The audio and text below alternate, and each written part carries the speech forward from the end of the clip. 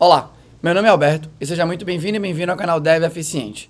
No episódio de hoje, a gente vai falar sobre o Open Closed Principle, é a letra O do Solid. E se você está aqui nesse vídeo, é porque talvez você ainda não consiga aplicar esse princípio tranquilamente no seu dia a dia, ou talvez você só veja ele aplicado naqueles casos que são muito triviais. Ah, eu vou criar um service aqui nessa minha camada, eu vou criar uma interface e uma implementação. Eu vou criar um adaptador de entrada de dados e eu vou criar uma interface e uma implementação. Eu vou criar um repositório, eu vou criar uma interface e uma implementação. Esses são casos que de alguma forma se conectam com esse princípio, mas são casos muito triviais, que em geral é o primeiro tipo de exemplo que você olha aí, né? Então, se você está aqui, você talvez só aplique nesse tipo de caso, talvez você no seu dia a dia não consiga perceber as possibilidades de aplicar o princípio do aberto e fechado, a tradução em português aí, né, do Open Closed Principle, em situações que se apresentam no dia a dia do desenvolvimento, e é um pouco sobre isso que eu quero falar hoje. Beleza? Então, acho que esse vídeo é para você que está nesse momento. Como vai ser aqui o formato? Ele vai ser no formato de aula, lembrando que você está aqui na playlist sobre boas práticas de programação, né, as práticas fundamentais aí que eu e a Anish consideramos, beleza? E a ideia nessa playlist é que a gente faça episódios muito em formato de aula, mais cadenciado, algumas vezes com slides e tudo mais, para facilitar o seu acompanhamento aqui. Dito isso, vamos lá para a aula em si, né? Para a apresentação que eu montei aqui para você. Então aqui, né? Open Closed Principle. E aí, eu chamei aqui de flexibilidade na medida certa. Acho que vai ser muito sobre isso que eu vou querer falar com você. Como que você encontra o ponto certo de flexibilidade em função do problema que se apresenta aí na sua frente, né? Que foi apresentado para você e tudo mais. Então, quando você pega pelas definições de Bob Martin, que foi quem cunhou o termo do Solid lá, né? O Uncle Bob e tal. Aqui tá a frase mais padrão, né? A module should be open for extension, but closed for modification. Então, a ideia é que você consiga evoluir partes do seu sistema sem necessariamente ficar mexendo em outras partes que utilizam aquela extensão ou algo do gênero, que utilizam aquele módulo. Então, como é que você troca pedaços do sistema sem ficar mexendo em quem está usando aquele pedaço ali, né? Então, na minha opinião, obviamente, tem tudo a ver isso daqui com redução de acoplamento. Então, você vai ver que a ideia aqui do vídeo é falar sobre maneiras que você pode reduzir o acoplamento, tipos diferentes, né? Maneiras diferentes, aí que você pode, níveis de complexidade diferentes, que essas maneiras trazem, obviamente, para o seu software. Então, sempre lembrando que todo bônus tem seu ônus, né? Então, você não consegue, tudo que você fizer ali vai ter um tipo de custo e você tem que analisar esse custo de oportunidade para ver se isso se encaixa para a sua situação. Mas para mim é isso, né? Tem a ver com redução de acoplamento. E aí, o quão reduzido, né? O quão pouco acoplamento talvez o seu software precise em determinadas partes dele aí. Então aqui, como eu falei para vocês ali no início, né? A parte fácil disso, na minha opinião, é quero trocar a implementação, né? Que está ali numa camada X ou Y do seu sistema. Então eu peguei aqui alguns exemplos que são muito básicos, né? Então você tem geralmente, né? Um dos estilos ali. A galera cria aquelas classes que tem sufixo service, que supostamente vão fazer alguma operação ali de negócio, e aí cria uma interface e uma implementação com a justificativa que você pode querer mudar aquela implementação, mas quem usa o seu service não vai sofrer algum tipo de alteração. Você vai criar uma implementação que acessa dados em algum canto, e aí você cria uma interface e uma implementação com a justificativa, que você pode querer mudar o seu banco de dados, a sua fonte de dados no geral, né? O tipo de dado, o tipo de fonte que você acessa, e você não necessariamente quer trocar, mexer no código de quem consome aquela API que acessa os dados. Também eu botei aqui um outro caso, né? Que são esses adaptadores de arquitetura de prateleira. Então, você tem os adaptadores de entrada, adaptadores de saída e tudo mais. E aí você quer definir uma interface, que é o que você precisa adaptar, né, para entrar e para sair, e você tem uma implementação sobre isso. Então, aqui são casos muito comuns que basicamente o mercado inteiro adota, longe, não, só para deixar registrado, né, Não necessariamente eu considero que fazer isso daqui é necessário. A gente vai falar sobre isso aqui na apresentação, mas esses são casos que são muito simples. De fato, que todo mundo fala disso e aplica isso e tudo mais, né? Então, a parte que eu acho mais difícil. Lembrando aqui, né? Então, a module should be open for extension, but closed for modification. Então, tirando essas partes que é tipo assim, meio batata, né? Você meio que nem pensa para fazer aquilo ali, porque de vez em quando a pessoa tá fazendo e não tá nem... O código nem exige aquela flexibilidade dos pontos que eu falei aqui anteriormente. Mas você tá lá em outra situação que é... Você começa a codar alguma coisa, uma funcionalidade mais complexa e tal, e aí você tem que parar assim e pensar, caramba, será que tem algum pedaço disso que eu tô fazendo que eu preciso deixar flexível? Será que aqui será que tudo isso daqui é desse jeito aqui, a implementação é essa? Será que eu preciso deixar algum tipo de parte dessa implementação flexível? Como é que você analisa isso, né? Um outro tipo de situação, né? Será que no meio dessa funcionalidade que eu estou implementando, tem alguma parte, por exemplo, de infraestrutura que é mais genérica? Então você está fazendo uma funcionalidade e no meio dessa funcionalidade você tem que enviar um e-mail. Esse código de enviar um e-mail,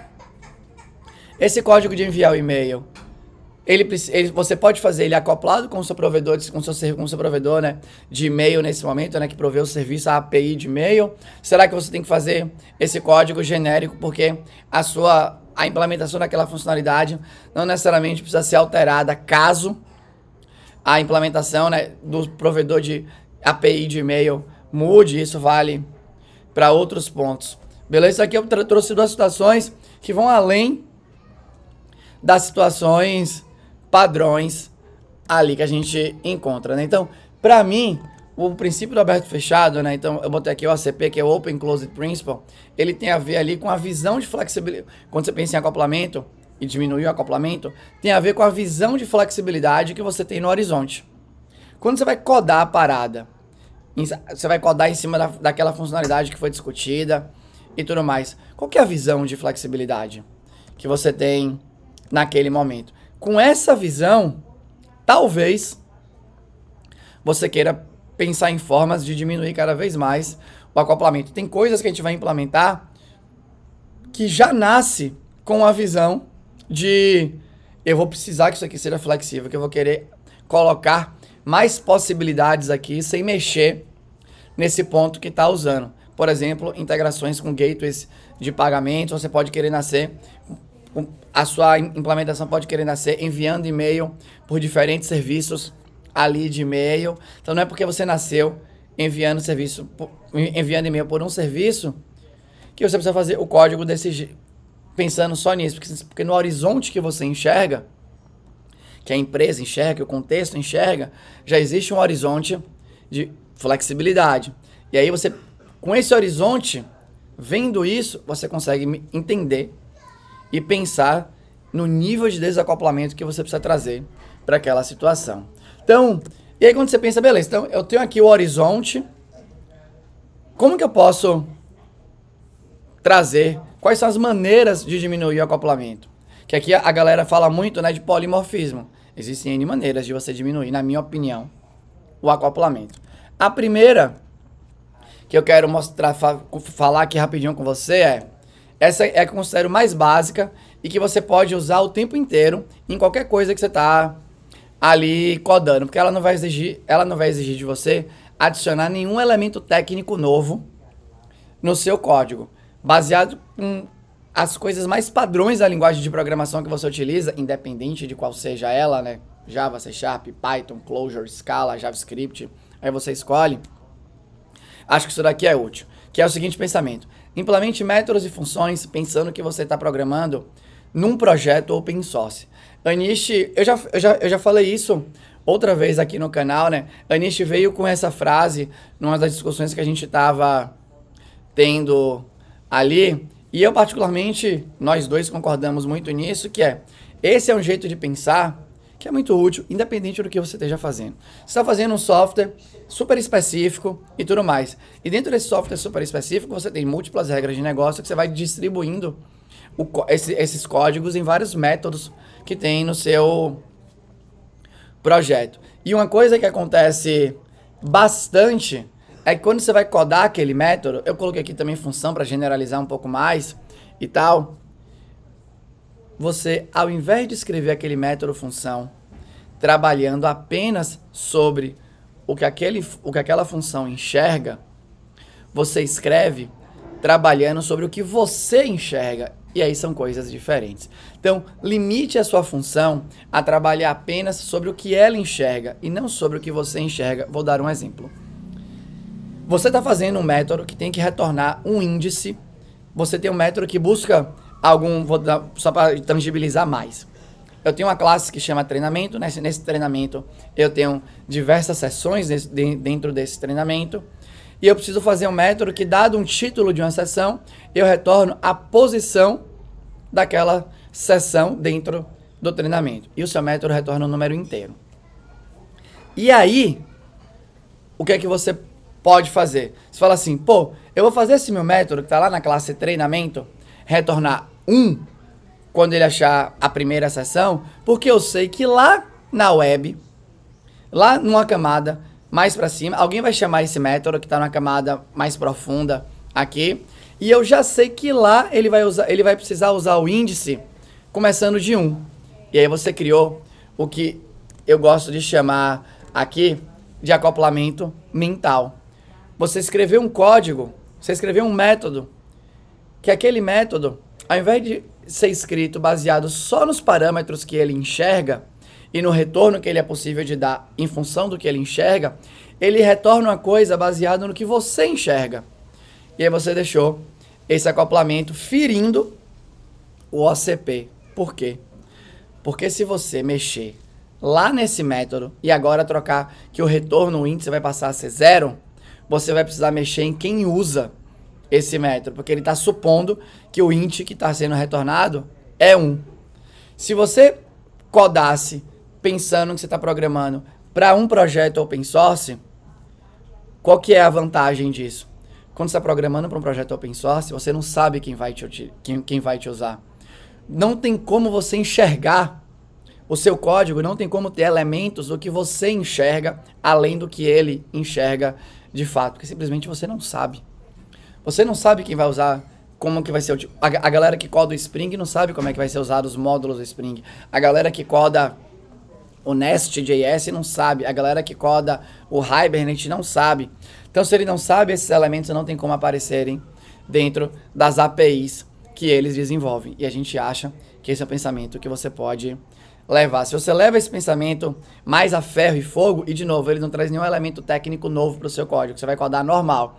É só um jeito de pensar. Se você pensa desse jeito, quando você for fazer um método que retorna um índice ali, né, uma posição dentro do conjunto, dentro dos elementos que você tem ali dentro, de novo, né, treinamento tem um método que é busca posição, retorna a posição da sessão, baseado num título. Você já vai pensar, caramba, como é... Será que vai querer que o índice comece de 0? Será que vai querer que o índice comece de 1? Aí imagina que você define que o índice vai começar de 0. Você vai deixar na documentação, por exemplo, ali. Ou você pode falar, não, como eu não sei como é que vai ser o uso desse índice, eu vou parametrizar. A pessoa vai me dizer onde começa o índice dela. E eu vou dar o retorno baseado nesse início. Então, ela pode me dizer se começa de 0, se começa de 1, 2, 3 ou algo do gênero. Ou não, eu vou retornar uma abstração dizendo posição. E aí, nessa minha abstração que chama posição, a nova classe, por exemplo, no sistema ou algo assim, vai ter um método que é me retorna um índice baseado em x. Me retorna baseado em índice 0, me retorna baseado em índice 1, por exemplo.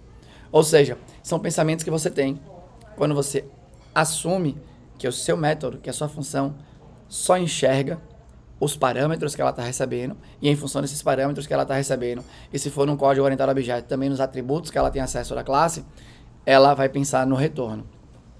Se o seu código não ficar com esse acoplamento que eu chamo de mental, que é você sabe como vai ser usado e logo isso influencia o código, se você tirar isso, eu já acho que vai ajudar bastante quando você pensa no OCP. Beleza?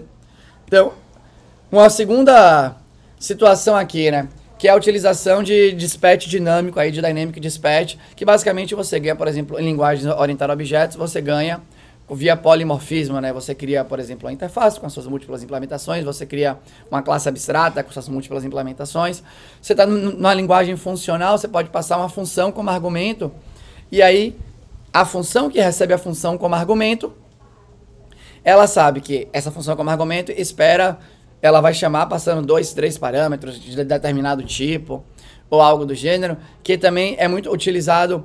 Um outro jeito, né, de pensar sobre isso é o que a galera chama de duck type, quando você está em linguagens que são de script, tipo Ruby, Python e tudo mais, você pode criar uma função, um método, que recebe um objeto e você espera que aquele método, que aquele objeto responda, tenha uma chamada para um método de nome blá, sei lá, vou supor aqui, né, eu vou receber um objeto que envia e-mails ali, e eu espero que esse parâmetro, que essa referência tem um método que chama send, que tem ali, né, os parâmetros para quem vem o e-mail, o assunto do e-mail, o corpo do e-mail, e por aí vai. E aí basta que qualquer classe que exista no sistema siga aquele contrato definido na linguagem de script por documentação, por exemplo, e o seu método vai funcionar, a sua função, o seu método vai funcionar tranquilamente. Então tem N maneiras de você conseguir realizar dispatch dinâmico aqui, né? Então, é muito comum você utilizar essa estratégia para funcionalidades, essa tática é a melhor palavra aqui, né, nesse caso.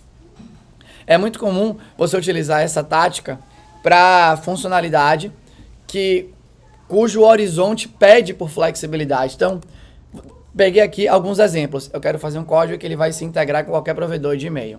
A gente agora está na moda dos LLMs brutais que te permitem fazer um monte de coisa e tudo mais, e você pode querer fazer um chatbot que vai utilizar como fonte ali, né, para trazer as respostas, qualquer LLM. Você não quer ficar, por exemplo, acoplado à API da OpenAI. Então você quer falar, putz, eu quero usar o OpenAI, mas eu quero usar algum outro LLM público que tem aí que eu possa instalar e eu controlo tudo, ou algo do gênero. Eu quero utilizar algum outro serviço que exista por aí, né, que também tem os mesmos poderes similares ao que o da OpenAI oferece e tal. Então você geralmente vai fazer o quê?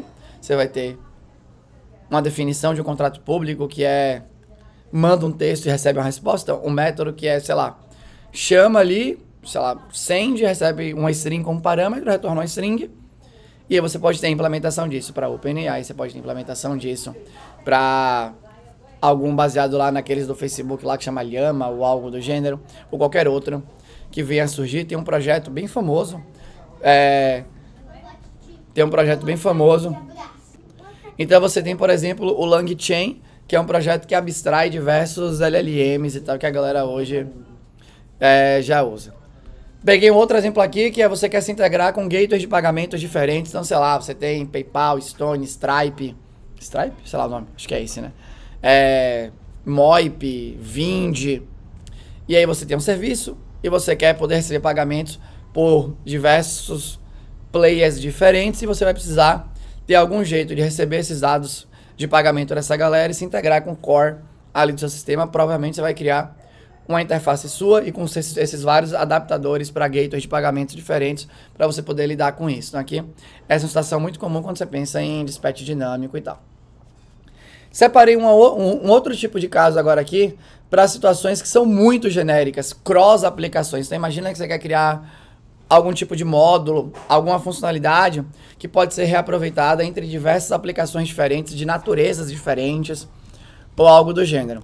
Então aqui você cai muito para a galera chamar aí de metaprogramação, né? Então, basicamente, ao invés de você criar interfaces e pedir para a galera implementar as paradas, você vai se utilizar de muito metadado. Por exemplo, no Java tem as annotations, no C# tem os attributes, que você marca as coisas, você bota ali o metadado, né? Antigamente usava-se muito XML e tudo mais. Quando você vai para o Python, para o TypeScript, você tem os decorators e tal. Então você vai utilizar de metaprogramação para fazer código que analisa outros códigos em runtime e em função daquilo toma decisões. Quem que utiliza muito isso?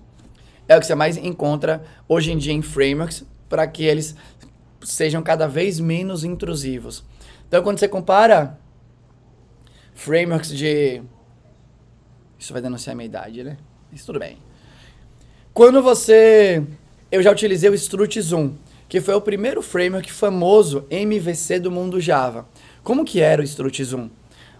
Ele tinha uma classe abstrata, se eu não me engano, que você herdava para criar o seu controller. O Spring já foi assim também no mundo Java. Você herdava de um generic controller ali do Spring, e aí você tinha que codar o método que você sobrescrevia para ele ganhar o quê?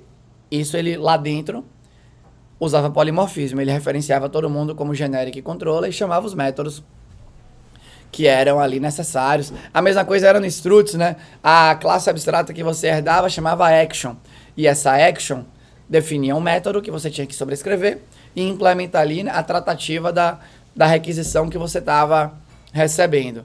E aí isso foi evoluindo e hoje você não vê mais isso nos frameworks. O que você vê muito você vê muito metadado. Então você vai utilizar o Spring, você bota um annotation em cima do seu código que se chama controller. E o que é que ele faz na hora que ele cria, na hora que ele sobe o projeto, ele vai olhando e fala assim, essa classe tem controle, então eu sei que os métodos dela...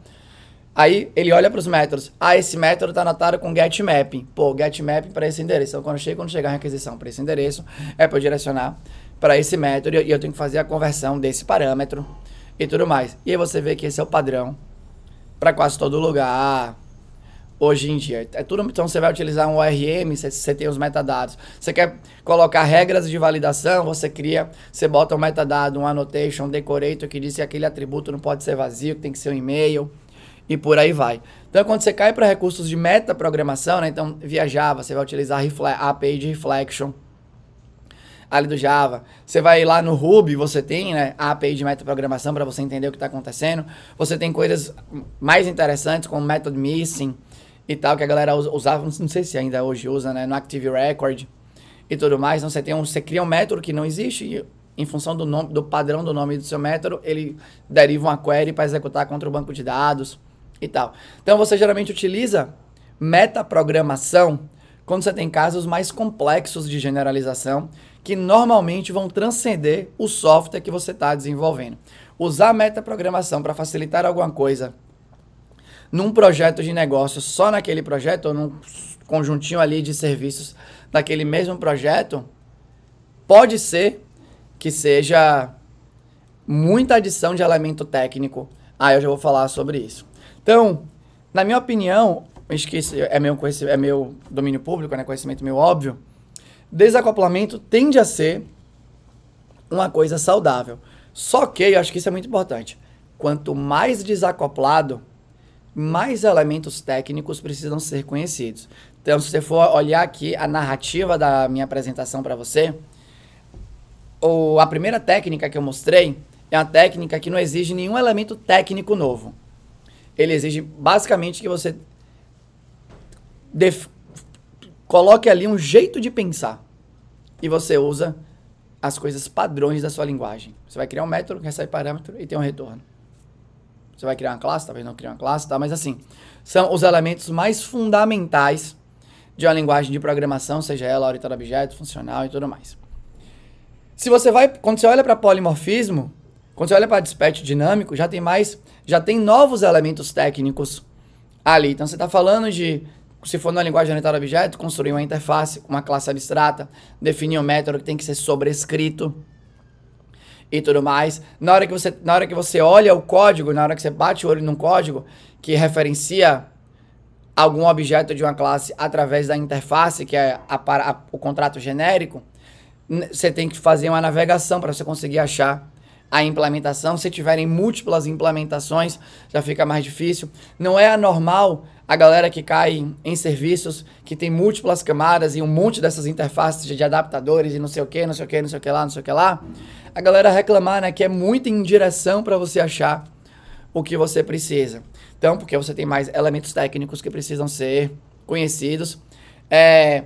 Quanto mais elementos técnicos, se a gente for nessa linha, né, para analisar nível de complexidade pela teoria da carga cognitiva, a complexidade pode ser medida pelo número de elementos técnicos que precisam ser conhecidos para você sacar daquilo. Então, então faz sentido, na minha opinião, dizer que quanto mais desacoplado você fica, teoricamente mais complexo é.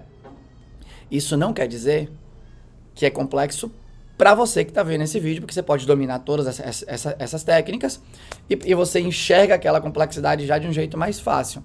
Mas a complexidade está ali, não é porque você domina mais que deixou de ser complexo, só ficou mais fácil para você. Beleza? Então você pode medir complexidade, mas a avaliação dela vem da percepção de quem está, obviamente, usando ali a coisa, né? Então, se você vai para metaprogramação, aí já são mais elementos técnicos. É um API completamente diferente, geralmente não tão usual ali para a galera. Você já tem que começar a pensar em metadados. Então, quais maneiras aqui a minha linguagem de programação me oferece para eu colocar metadados aqui, para eu conseguir analisar? Você tem que, de vez em quando, pensar em padrões de nomes e tudo mais. Então, quanto mais desacoplados, geralmente mais elementos técnicos precisam ser conhecidos. E aí fica para você esse pensamento, né? O quão desacoplado o seu software realmente precisa ser. Quais dessas técnicas você realmente, e de outras que você eventualmente conheça, você realmente precisa colocar no seu dia a dia, ou seja, no seu feijão com arroz, para entregar o que você precisa entregar aí, né? Você realmente precisa colocar um monte de elementos técnicos que são dentro do seu software, sendo que você talvez possa simplesmente utilizar o jeito mais simples de ganhar desacoplamento e tudo mais. Então, acho que é esse que fica aí, né? A dúvida aí, o questionamento e tal. Falando especificamente sobre o que eu acho, eu continuo achando que quanto mais simples, ou seja, quando a gente fala aqui de simples e complexo por esse jeito que eu estou te explicando, quanto menos elementos técnicos tiverem no seu software e eles forem suficientes, para mim, melhor. Então, eu gosto muito de pensar que a complexidade do seu software deveria acompanhar a complexidade do problema que você quer resolver. Então, manter esse balanço, eu acho muito importante.